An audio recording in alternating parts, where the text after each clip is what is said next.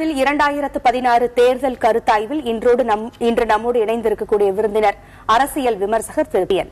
வணக்கம் சார். மக்களிடம் இன்று நாம் கேட்டிருக்கக்கூடிய கேள்வி, கல்விக்கு முக்கியத்துவம் கொடுக்கக்கூடிய கட்சி எது என்று கேட்டிருந்தோம். அதற்கு மக்களின் பதில்களை மண்டல வாரியாக சதவிகிதத்தில் திரையில் பார்க்கலாம். வடக்கு மண்டலம், தெற்கு மண்டலம், மத்திய மண்டலம், மேற்கு மண்டலம் என்று பிரித்து அதற்கான விடைகளை திரையில் பார்க்கிறோம்.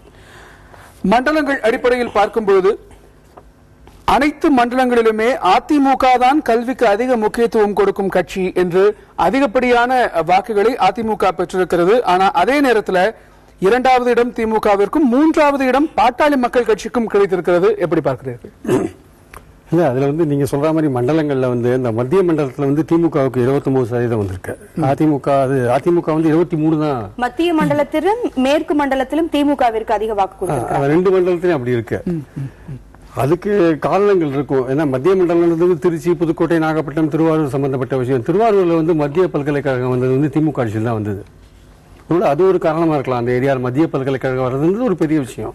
அது ஒரு காரணமா இருந்திருக்கலாம். பட் பொதுவாகவே பாத்தீங்கன்னா இந்த ஓவராலா பாத்தீங்கன்னா 30% அதிமுக ஒரு அக்கறை செலுத்துறதா கல்வியில அவங்க சொல்றாங்க, முக்கியத்துவம் கொடுக்கறதா. திமுகவுக்கு ஒரு 4% கம்மியா இருக்கு. பட் அதிமுகவுக்கு வந்திருக்கிறதுக்கான அந்த கல்வி அதில் அதிகமாக அக்கறை செலுத்துறதுக்கு காரணம் வந்திருக்குன்னா ஒரு மேஜரா எந்த விதமான அச்சீவ்மெண்ட், அடிப்படையான மாற்றங்கள் இந்த 5 வருஷத்துல எதுவும் நடக்கல ஆக்சுவலா. பட் நடந்தது என்னன்னா 32 லட்சம் ஸ்டூடெண்ட்ஸ்க்கு லேப்டாப் கொடுத்தாங்க இல்லையா. அப்புறம் ஒரு 6 லட்சம் ஸ்டூடெண்ட்ஸ்க்கு சைக்கிள்ஸ், விமனுக்குலாம், கேர்ள்ஸுக்குலாம் சைக்கிள் எல்லாம் கொடுத்தாங்க இல்லையா. இது இட் ஹஸ் கான் நல்ல, அது ஒரு நல்ல ஒரு எஜுகேஷன் விஷயத்துல நல்லா பண்ணிருக்காங்கன்ற ஒரு இமேஜை உருவாக்கி இருக்கு. கல்விக்கு ஏதோ பண்ணி அது இந்த மாதிரி பொருள் கொடுத்தது. ஆனால் அடிப்படையான மாற்றம் இப்ப சமச்சீர் கல்வின்றது ஒரு அடிப்படையான மாற்றம் எஜுகேஷன் சிஸ்டத்துல. அது மாதிரி பாத்தீங்கன்னா 2007 நுழைவுத் தேர்வு கிடையாதுன்றது ஒரு மாற்றம். அது இந்த மாதிரியான அடிப்படையான மாற்றங்கள் இந்த 4 வருஷத்துல வந்த மாதிரி தெரியல. உதாரணமா பாத்தீங்கன்னா இந்த 5 வருஷத்துல 4400 கோடி ரூபாய் சென்ட்ரல் கவர்மெண்ட் ஸ்கூல் கட்டுறதுக்கும் ஸ்கூலை ரிப்பேர் பண்றதுக்கும் கொடுத்தாங்க. அந்த பணத்தை யூஸ் பண்ணாத திருப்பி அனுப்பிச்சிட்டாங்க ஆக்சுவலா. சோ இந்த மாதிரியான விஷயங்கள் இந்த ஆட்சியில் நடந்திருக்கு. சோ 2006, 2011 ஆட்சியில் அடிப்படையான மாற்றங்கள் நடந்திருக்கு. ஸ்கூல் எஜுகேஷன், காலேஜ் எஜுகேஷன் சொல்லிட்டு எஜுகேஷன் 2ஆ பிரிச்சது 2006 தான் திமுக ஆட்சி தான் பிரிச்சாங்க. பட் மக்களுக்கு இந்த விஷயங்கள் 2006, 2011 நடந்த விஷயங்கள், கல்விக்கு திமுக என்ன நடந்ததுன்றது இப்போ உங்க ஞாபகத்துல இருக்காது ஆக்சுவலா.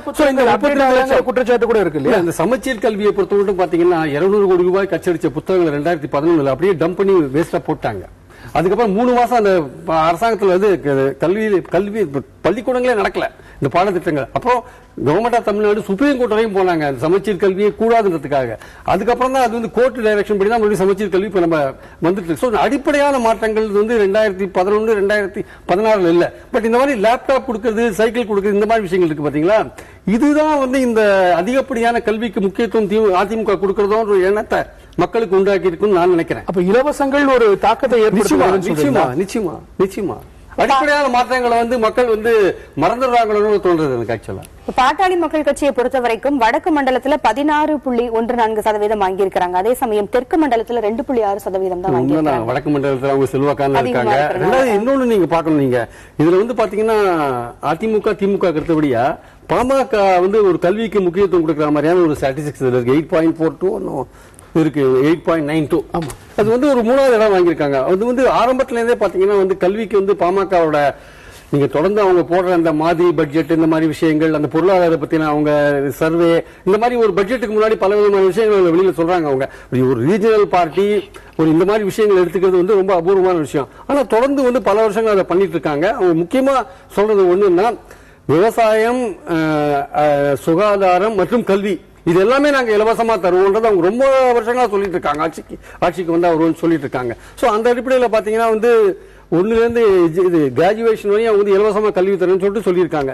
அவங்களுடைய வாக்குறுதிகள் ஐ திங்க் அந்த வடக்கு மாவட்டங்களில் குறிப்பா நல்ல அடிமட்ட வரை ரீச் ஆயிருக்குன்னு நினைக்கிறேன். 2வது பாத்தீங்கன்னா இந்த 2011, 2016 காலகட்டத்தில் தமிழ்நாட்டில் ஒரு உயர்கல்வி நிறுவனம் கூட வரல. ஆனா பாமக தேர்தல் இருக்கையில் ஒரு விஷயம் சொல்லியிருக்காங்க. ஐசர்னு ஒரு அமைப்பு இருக்கு, ஐசர்னு ஒரு உயர்கல்வி நிறுவனம் இருக்கு. அது நாடு முழுக்க பக்கத்தில் இருக்கிற திருப்பதியில கூட வாங்கி வந்துட்டாரு நம்ம சந்திரபாபு நாயுடு. ஆனா தமிழ்நாட்டில் இவங்க ஏடிஎம்கே இவ்வளவு எம்பிஸ் வச்சுட்டு ஒரு ஐசர் மாதிரி ஒரு உயர்கல்வி நிறுவனத்தை கூட தமிழ்நாட்டுக்கு வாங்க முடியல அவங்களால. சோ ஆனா பாமக அதை ப்ராமிஸ் பண்ணிருக்காங்க, நாங்க ஆட்சிக்கு ஐசரை கொண்டு வரோம் அப்படின்னு சொல்லிட்டு. சோ கல்வியை பொறுத்தவரை பாமக கொடுக்கிற வாக்குறுதிகளை ஓரளவுக்கு இந்த வடக்கு மண்டலத்தில் இருக்கும் ஆதரவாளர்களும் அங்க அதிகமா இருக்கிறதுனால அவங்க உறுதியா நம்புறாங்க. அவங்க தெற்கு மண்டலத்தில் உங்களுக்கு ஆதரவாளர்கள் கொஞ்சம் கம்மியா தான் இருக்காங்க. சோ அந்த நம்பிக்கை கொஞ்சம் குறைவா தான் இருக்கு. உங்களுடைய கடுமையான விமர்சனங்கள் அதிமுகவின் கல்விக் கொள்கை மேல இருந்தாலும் கூட மக்களை பொறுத்த வரைக்கும் மண்டல வாரியாக பார்க்கும்போது 2 மண்டலங்கள்ல முதலிடத்தையும் 2 மண்டலங்கள்ல 2ஆம் இடத்தையும் பிடிச்சிருக்காங்க. அடுத்தபடியா வயது வாரியாக இது எப்படி இருக்கிறது அப்படிங்கறத பார்க்கலாம். வயது வாரியாக 18 25 வரைக்கும் ஒரு பிரிவு, 26 வயதிலிருந்து 35 வயது வரை, 36 50 வயது வரை, 50 வயதிற்கு மேற்பட்டோர் என பிரித்திருக்கிறோம். இதிலும் அதிமுகவை முதலிடம் பெறுகிறது. வயது வாரியாக பார்க்கிறோம். 36 50 வயசு பாத்தீங்கன்னா திமுக 0.9 அந்த மாதிரியான ஒரு டிஃபரன்ஸ் தான் வருது அந்த இடத்துலயும் கூட. இல்ல இது மறுபடியும் பாத்தீங்கன்னா இந்த 18.25 ரேஞ்சில பாருங்க, அந்த +2 அந்த காலேஜ் படிக்கிற அந்த லேப்டாப் கொடுக்குற அந்த ஸ்டேஜ் இருக்கு பாத்தீங்களா, அந்த அதனால கொஞ்சம் அங்க வந்து அதிகமா இருக்கு. 29% அதிமுக கொடுத்த அந்த லேப்டாப்ஸ்லாம் அங்க ஒர்க் அவுட் ஆயிருக்கு. ஏன்னா அது வந்து பளிச்சு அவங்க மனசுல பதிஞ்சிருக்கு. லேப்டாப்ஸ் ஒர்க் ஆகுதா? லேப்டாப்ஸ் ஒர்க் ஆகுதுன்னு தெரியல. டெல்லி மார்க்கெட்ல தமிழ்நாட்டில் கொடுக்கப்பட்ட லேப்டாப்ஸ்ல டெல்லி மார்க்கெட்ல நிறைய இருக்கிறதா நான் செய்திகள் படிச்சிருக்கேன். சோ அது எவ்வளவு தூரம் ஒர்க் ஆகல எனக்கு தெரியாது. பட் ஆனா அது கொடுக்கப்பட்டிருக்கு. அதனால வந்து ஒரு நல்ல ஒரு சப்போர்ட் பேஸ் உங்களுக்கு கிடைச்சிருக்கு ஏடிஎம்கே. அதுல ஒன்றும் சந்தேகம் கிடையாது. அதுல நாம பார்த்தோம்னா அந்த 18 25 இந்த இளைஞர்கள் மத்தியில அந்த அதிமுக அரசின் இலவசங்கள் பேசியிருக்கு நீங்க சொன்னாலும் கூட எந்த கருத்துமே இல்லைன்னு சொல்கிறவர்களும் அதுலதான் ஆக்சுவலா அந்த 18 25 அந்த கேட்டகரியில எந்த கருத்தும் இல்லைன்னு சொல்றவங்க தான் 3ஆம் இடம் பிடிச்சிருக்காங்க. ஆமா 14.53 கல்வி நேரடியாக பயிலக்கூடிய இளைஞர்களுக்கு கருத்து இல்லாமல் போனது எப்படி? இல்ல அது நீங்க அப்படி பார்க்க கூடாது. இப்போ நீங்க இலவசங்கள் கொடுக்கறதை எதிர்க்கிறதுக்கு ஒரு இது இருக்கும் இல்லையா, இலவசங்கள் எதுவுமே கொடுக்க கூடாதுன்னு ஒரு செக்மெண்ட் இருக்காங்க இல்லையா, அவங்க அதுக்கு அவங்க அந்த மாதிரி கருதலாம் இல்லையா. அவங்க நோ கமெண்ட் நீங்க சொல்ற மாதிரி பாத்தீங்கன்னா நோ கமெண்ட்ஸ் சொல்றவங்க சொல்றீங்க நீங்க. அந்த நோ கமெண்ட்ஸ் சொல்றவங்களுக்கு இலவசங்கள் கொடுக்கறது பிடிக்காது இருக்கலாம். அதனால அவங்க நோ கமெண்ட்ஸ் சொல்லலாம். அவங்க இதுல பிடிக்காதவங்க ரிஜெக்ட் பண்ற மாதிரி நோட்டா மாதிரியான விஷயங்கள் இதுல எதுவும் இல்லையா. அதுல நோ கமெண்ட்ஸ் எனக்கு இந்த கருத்தே சொல்ல பிடிக்கலன்னா இலவசங்களை எதிர்க்கிறவங்க கூட அவங்க இருக்கலாம். அவங்க அதனால இலவசங்களை எதிர்க்கிறது ஒரு கணிசமான ஆட்கள் இருக்காங்கன்றது இதுல இருந்து நமக்கு தெரிய வருது. ஆக்சுவலா அதிமுக திமுக அடுத்ததாக பாமக, அதன் பிறகு தேமுதிக, பாரதிய ஜனதா, விடுதலை சிறுத்தைகள், மதிமுக போன்ற கட்சிகள் எல்லாம் பின்னாடி தான் வர்றாங்க. அப்ப இந்த பின்னாடி வந்திருக்கிற கட்சிகள் எல்லாம் கல்விக்கு முக்கியத்துவம் கொடுக்கிற மாதிரியான தங்களது வாக்குறுதிகள் இதுவரைக்கும் கொடுக்கலையா, இல்ல மக்கள் மனதில் சென்று சேரலையா? ஆக்சுவலா நீங்க இந்த ஸ்டாட்டிஸ்டிக்ஸ் எடுத்த போது மக்கள் நல கூட்டணியோட அந்த தேர்தல் அறிக்கை இப்பதான் வந்திருக்கு, சமீபத்துல வந்திருக்கு. சோ அதெல்லாம் அது போகணும், மக்கள்கிட்ட போய் ரீச் ஆகணும் ஆக்சுவலா வந்து. சோ அதனால வந்து அந்த அவங்களுக்கு அந்த இந்த கூட்டணியை பத்தின ஒரு நல்ல ஒரு ஒப்பீனியன் அவங்க இருக்கு, அவங்க கருத்து வந்து இருந்திருக்கு. அதனால ஆக்சுவலா பாத்தீங்கன்னா மக்கள் நல கூட்டணியில் இருக்கிற கட்சிகள் எல்லாமே வந்து கல்விக்கு ஏதோ முக்கியத்துவம் கொடுக்காத மாதிரி தான் இதை பார்க்கும்போது தெரியுது. இது ஆக்சுவலா பாத்தீங்கன்னா அதிமுக திமுக அடுத்தது பாமக, மற்ற கட்சிகள் எல்லாம் வந்து கல்விக்கே இது முக்கியத்துவம் கொடுக்காத மாதிரி தான் இருக்கிற மாதிரி தான் இந்த மக்கள் நல கூட்டணி அப்படின்னு இல்லாம எந்த கட்சின்னு தனியாகத்தான் கேட்டு வைக்கிறோம். நீங்க தனித்தனியா கொடுத்திருக்காங்க. நீங்க ஒன்றா சேர்த்து பார்த்தா அது வேற மாதிரியான ஒரு, நீங்க ஒன்றா சேர்த்து பார்த்தாலுமே அது வந்து திமுகவோட இருக்கிற இதுக்கு வந்து 3 ஒரு பங்கு தான் எட்ட முடியாது. 3 ஒரு பங்கு தான் இருக்கும். இன்ஃபேக்ட் பாத்தீங்கன்னா அது அவங்களுடைய இப்ப இருக்கிற செல்வாக்கு ஒரு 12-13% இருக்கிற செல்வாக்கு தான் இது காமிக்கிறதுன்னு நினைக்கிறேன். நீங்க அதை கூட்டி பாத்தீங்கன்னா கிட்டத்தட்ட அந்த பர்சன்ட் தான் வரும்னு நினைக்கிறாரு. சோ அதனால அவங்களுடைய அந்த கல்வி பத்தின அந்த கொள்கை இருக்கு பாத்தீங்களா, அவங்களும் வந்து கிட்டத்தட்ட வந்து இப்போ திமுக வந்து இப்போ எஜுகேஷன் லோன் வந்து நாங்க கம்ப்ளீட்டா தள்ளுபடி பண்றோம்னு சொல்றாங்க. பாமகவும் அதை சொல்லியிருக்காங்க, மக்கள் நல கூட்டணியும் அதை சொல்லியிருக்காங்க. அது மாதிரி ஒவ்வொருத்தரும் கிட்டத்தட்ட அதே மாதிரியான வாக்குறுதிகள் தான் ஒவ்வொருத்தரும் கொடுத்திருக்காங்க. அப்புறம் டீச்சர்ஸோட வேகன்சியை நாங்க ஃபில் பண்ணோம்னு சொல்றாங்க. அப்புறம் வந்து இந்த மாதிரி புதிய கல்வி நிறுவனங்கள் கொண்டு வரோம் அந்த மாதிரி சில வாக்குறுதிகள். கேள்விக்கு ஆண்கள் பெண்கள் என்று பாலின வாரியாக மக்கள் என்ன பதில் சொல்லியிருக்காங்கன்னு பார்க்கலாம் ஒரு இடைவேளைக்கு பிறகு. ஒரு சிறிய இடைவேளைக்கு பிறகு மக்கள் மனதில் 2016 தொடரும்.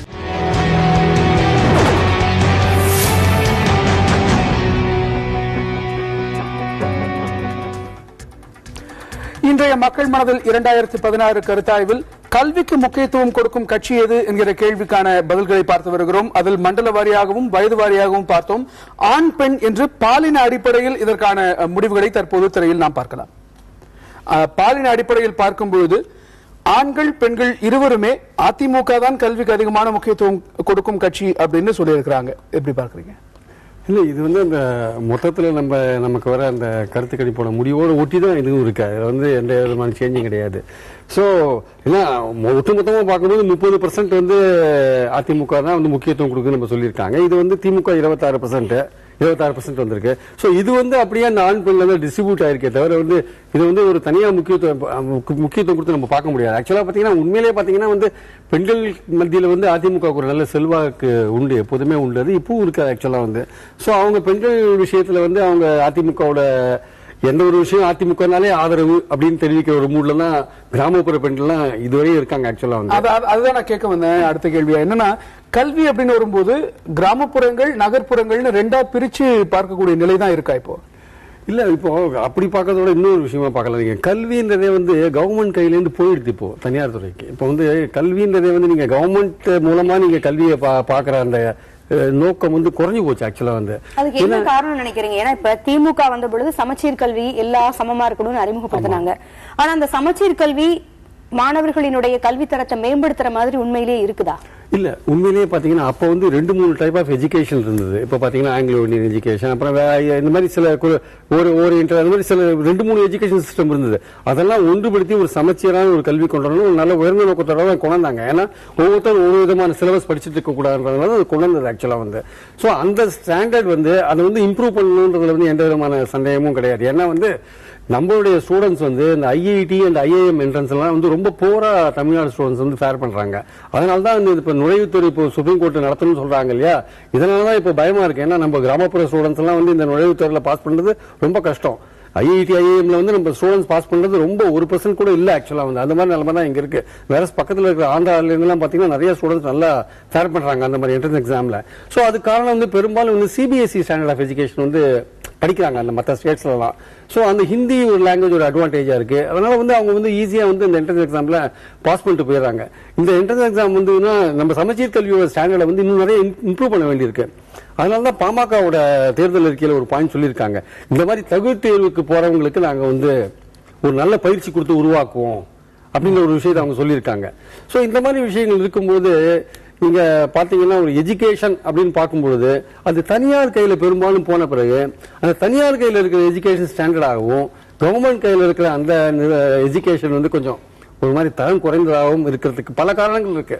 ஏன்னா அது வந்து சிலபஸ் காரணமா இருக்கலாம், டீச்சர்களோட அந்த திறமை அல்லது திறமையின்மை காரணமா இருக்கலாம், அல்லது நிர்வாக கோளாறு காரணமா இருக்கலாம். இந்த மாதிரி பல விஷயங்கள் அதுக்கு காரணமா இருக்கு. சரி செய்ய வேண்டிய விஷயங்கள் நிறைய இருக்கு. தொடர்ந்து நம்ம பேசுவதற்கு முன்பாக ஒட்டுமொத்தமான ரிசல்ட்ஸ் என்ன அப்படிங்கறத பார்த்துட்டு நாம தொடர்ந்து பேசலாம். ஒட்டுமொத்தமாக கல்விக்கு முக்கியத்துவம் கொடுக்கும் கட்சி எதுங்கிற கேள்விக்கு அதிமுக தான் முக்கியத்துவம் கொடுக்கும் கட்சி அப்படின்னு 30.16% பேர் சொல்லியிருக்கிறார்கள். திமுக தான் அப்படின்னு சொல்லி 26.13% சொல்லியிருக்கிறார்கள். பாட்டாளி மக்கள் கட்சி என்று 8.92% சொல்லியிருக்கிறார்கள். பாட்டாளி மக்கள் கட்சி 3ஆம் இடம் பிடித்திருக்கிறது. கல்வி கொள்கைன்னு வரும்போது ஏடிஎம்கே வெர்சஸ் டிஎம்கேன்னு சொன்னா எப்படி சொல்லுவீங்க? இல்ல அதான் நான் சொன்னேன்ல, முதல்ல உங்ககிட்ட சொன்ன மாதிரி இந்த அடிப்படையான மாற்றங்கள் ஒண்ணு இருக்கு. நீங்க இப்போ சமச்சீர் கல்வி அவங்க கொண்டு வந்தோம், நம்ம திமுக ஆட்சியில கொண்டாந்தாங்க. அது வந்து ஒரு அடிப்படையான மாற்றத்தை நோக்கிய ஒரு படி. அதுல வந்து விமர்சனங்கள் இருக்கு. அது வந்து சமச்சீர் கல்வி தகுதியோடு இருக்காது, அது வந்து அந்த இதோட இருக்க ஸ்டாண்டர்ட் இருக்கா அதுக்குன்ற மாதிரி ஒரு விஷயம் இருக்கு.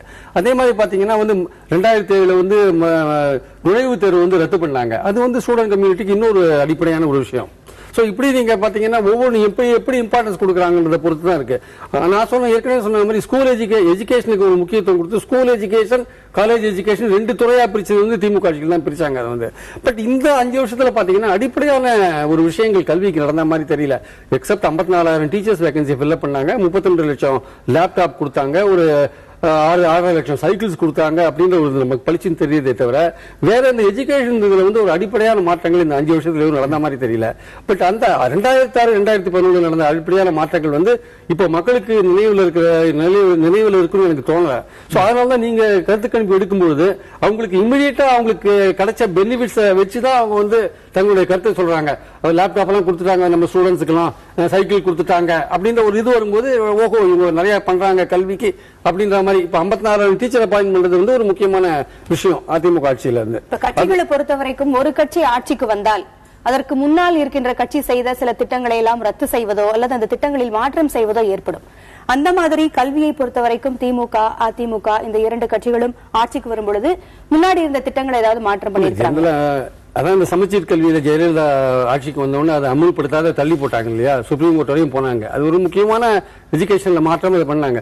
இது அப்படியே நீங்க கல்வியை ஓட்டின மாதிரி பாத்தீங்கன்னாலே உலகத்தரம் வாய்ந்த அண்ணா நூற்றாண்டு நூலகத்தை வந்து எப்படி அது முடக்கப்பட்டது, நம்ம ஒரு திமுக ஆட்சியில கட்டப்பட்டது, இந்த ஆட்சியில் எப்படி முடக்கப்பட்டது நம்ம இப்ப இதுவரையும் பார்த்துட்டு இருக்கோம். நம்ம சோ மேஜரா பாத்தீங்கன்னா வந்து ஒரு இந்த மாதிரியான விஷயங்கள் நடக்குமே தவிர, முன்னாடி கவர்மெண்ட் திமுக ஆட்சியில பண்ணதை வந்து இவங்க வேற எதையும் மாத்தினாங்கன்னு இப்ப நம்ம சொல்ல முடியாது. இந்த ரெண்டு விஷயத்த நம்ம இமீடியட்டா சொல்ல முடியாது. இப்போ இந்த அண்ணா நூலகத்தை பத்தி சொல்லலாம், இந்த சமச்சீர் கல்வியில மற்றபடி வந்து ரெகுலரா ஒரு கவர்மெண்ட் என்ன பண்ணுமோ அதுதான் இவங்க பண்ணிட்டு இருக்காங்க.